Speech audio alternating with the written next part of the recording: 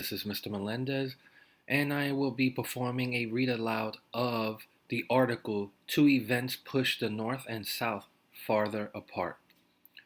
So I'm going to read this out loud, and then at the end, I'll go ahead and read out loud the two questions that you will be answering. So let's go ahead and start.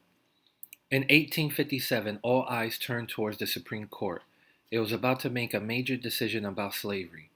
Both the North and the South were worried about the outcome to be known as the Dred Scott decision. Dred Scott. The case before the court had to do with an enslaved African American named Dred Scott. In 1833, Scott's owner had taken him from Missouri, a slave state, into Illinois, a free state. Later, he took Scott to the Minnesota Territory. That was in the part of the Louisiana Purchase where Congress had forbidden slavery.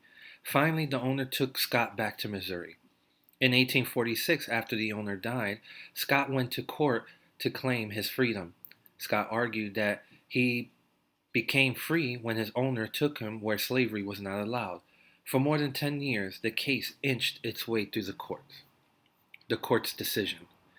Finally, in 1857, the Supreme Court ruled on Dred Scott's fate. The decision ruled on 3 points. On all three, Scott lost. First, according to Chief Justice Roger B. Taney, Scott had no right to sue in court. He was of African descent, therefore he was not a U.S. citizen. Next, the fact that Scott had lived on free soil did not make him free. The Supreme Court ruled that because Scott was a slave, he was the property of his owner. People had a right to take their property anywhere. And finally, the Supreme Court said that the Constitution gave Congress no power to bar or ban slavery in the U.S. territories.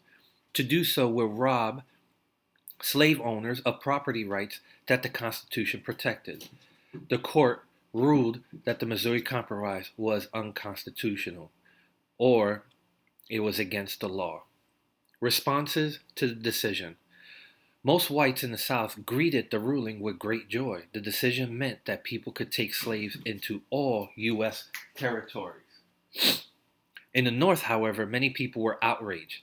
They felt that they no longer had any way to keep slavery from spreading. Abolitionists, those are people who are against slavery, vowed to fight even harder against slavery.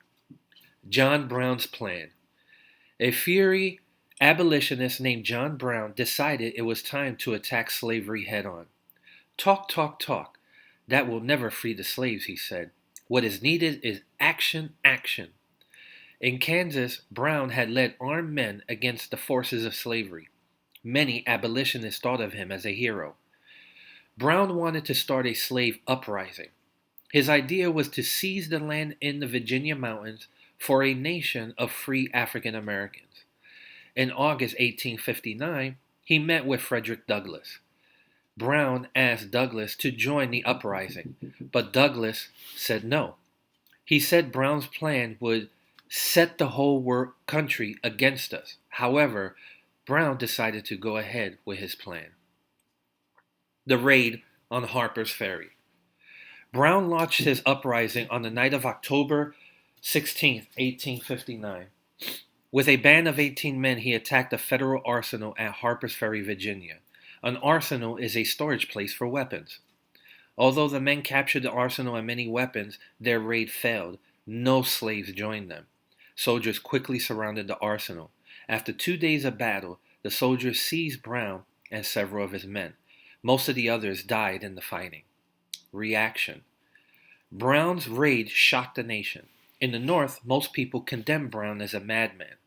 Many abolitionists, however, saw Brown as a man of courage. They admired the way he stood up for his beliefs at his trial. Brown was convicted and hanged. To many abolitionists, he was a hero of the fight against slavery. White Southerners were outraged, first by the raid itself and then by the praise that Brown received in the North. How could the South continue to live with the North? Some thought it could not. More and more people believed that at the time had come for an open break between North and South. But could such a break come peacefully? So the questions that you will be answering from the text are these two questions. Number one, How did Northerners respond to the Dred Scott decision? And the second question is, how did Southerners respond to John Brown's raid? For individuals that are completing the questions online, you may click inside the text box and type your answer. Don't worry about space. The text box will continue to grow the more you type. After you are done answering the questions, go ahead and save it and then submit it into Google Classroom and then as you complete it. Ladies and gentlemen, that is the end of the read aloud. I hope you enjoyed this reading. This is Mr. Melendez. Have a good day.